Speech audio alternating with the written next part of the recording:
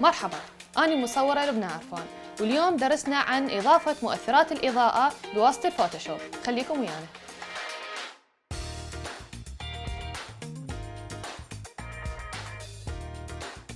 هسه نجي نطبق الدرس. عندي هاي الصورتين، هذه وهذه، من هاي النتيجة إلى هاي النتيجة، ومن هاي النتيجة إلى هذه النتيجة.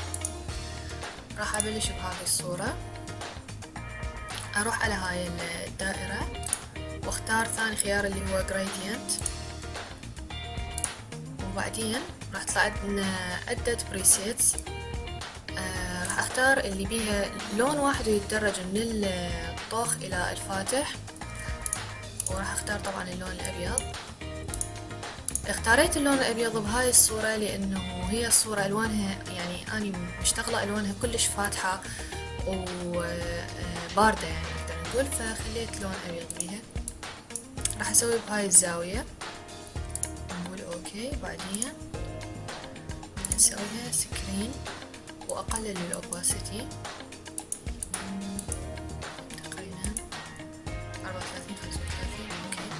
اوكي اوريدي انتم تختارون هذا الخيار، راح يجي وياه ماسك، فاني راح اسوي ماسك حتى اقلل اللون الابيض اللي صار على الاماكن اللي ما ضارب عليها هذا الضوء. يعني مثلا هذه هنا الوجه والبدله، فراح اروح على الالوان واختار لون بين الابيض وبين الاسود اللي هو اللون الرصاصي، واختار البرش تولز وابدي اوخر البياض اللي صار.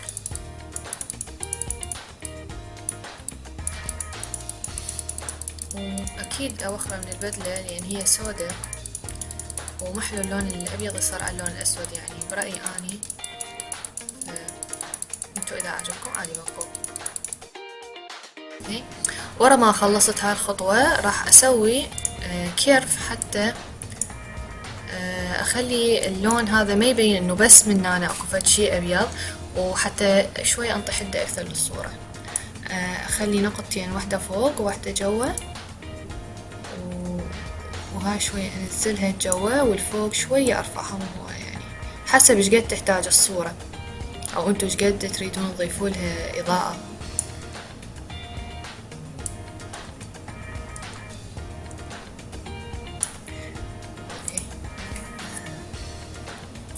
راح اسوي لهم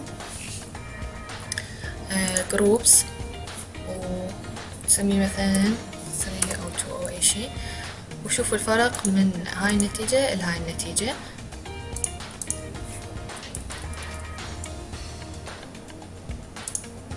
هي صحيح لمسة كلش بسيطة بس النتيجة كلش تفرق. نجي على الصورة الثانية اللي هي راح نضيف لها هاي الشمس او اللون البرتقالي او اي لون انتو تحتاجوه يعني. هنا الطريقة تختلف، راح اسوي نيو لاير، وايضا نختار البرش تولز ونروح على الالوان، نختار لون الاصفر او البرتقالي اللي بيه شوية حمار، نختار اطوخ شي بيه واوكي، ونغير السايز مال البرش مثلا 2000.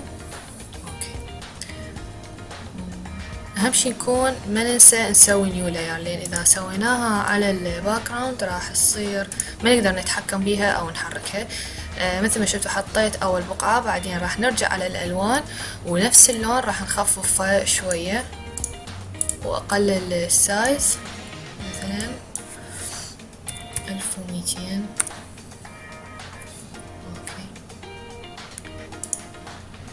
وبعدين أعيد العملية نكررها 4 مرات.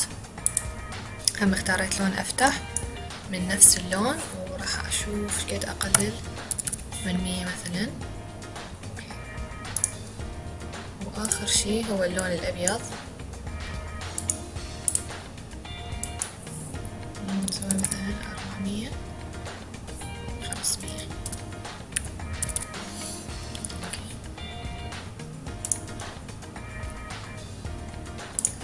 هسه راح نغير الحجم او السايز مال اللاير اللي سويناها، ونختار لها مكان. أنا راح أختار هذا المكان لأنه أنتم تشوفون إنه الهايلايت اللي موجودة بالصورة بهذا الاتجاه، فكأنما الشمس هي اللي مسوية هاي النتيجة عندنا بالصورة. وأيضا نسويها سكرين، يمكن نحتاج بعد أكبرها أكثر.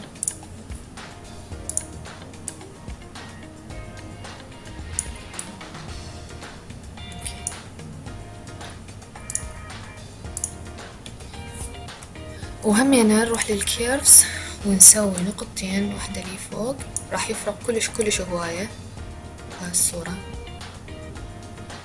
وواحدة لي جوا نفس الطريقة اللي سويناها قبل شوية.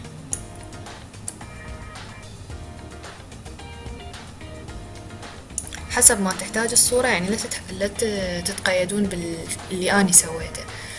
وأيضا راح نسوي لها جروب حتى نشوفكم قبل وبعد.